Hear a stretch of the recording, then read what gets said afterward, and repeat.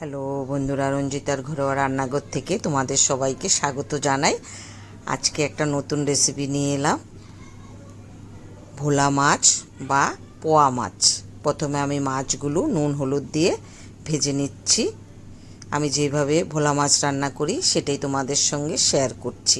আশা করি তোমাদের ভালো লাগবে। মাছগুলো আমার ভাজা হয়ে গেছে, এবার আমি তুলে নেব।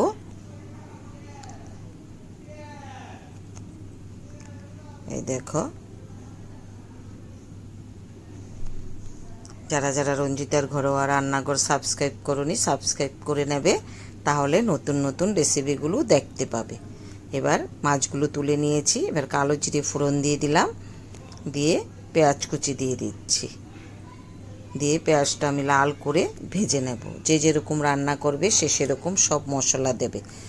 পেঁয়াজ, রসুন আর কাঁচা লঙ্কা পেস্ট করে নিয়েছি, সেটা দিয়ে দিলাম। একটা পেঁয়াজ, 4-5 কোষ রসুন আর কয়েকটা কাঁচা লঙ্কা, আর টমেটো দিয়ে দিলাম। নুন দিয়ে দিচ্ছি পরিমাণ মতো, দিয়ে মশলাটা আমি ভালো করে ভেজে নেব। এবার বাকি মশলাগুলো দিয়ে দিচ্ছি। হলুদের গুঁড়ো 1.5 চামচ, লঙ্কার গুঁড়ো 2 চামচ, জিরের গুঁড়ো 1 চামচ দিয়ে মশলাটা আমি ভালো করে একটু জল দিয়ে কষে নিচ্ছি। আর এখানে কাশ্মীরি লঙ্কার গুঁড়ো দিয়ে দিলাম কালারের জন্য। এবার আমি পরিমাণ মতো গরম জল দিয়ে দিচ্ছি। আমি সব রান্নাতে গরম জল ব্যবহার করি। ঝোলটা ফুটে উঠেছে, এবার আমি মাছগুলো সব দিয়ে দেব। এইভাবে ভোলা মাছ রান্না করলে খেতে ভালো লাগে। কেউ কেউ আবার সর্ষে বাটা দিয়েও করে, সেটাও ভালো লাগে। সেটাও আমি করে তোমাদেরকে দেখিয়েছি। আজকে আমি এইভাবে করেছি, সেটাই তোমাদের সঙ্গে শেয়ার করছি।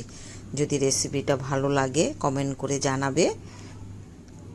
আর কিছুটা ধনেপাতা কুচি দিয়ে দিলাম, দিয়ে একটু ঢাকা দিয়ে দিলাম।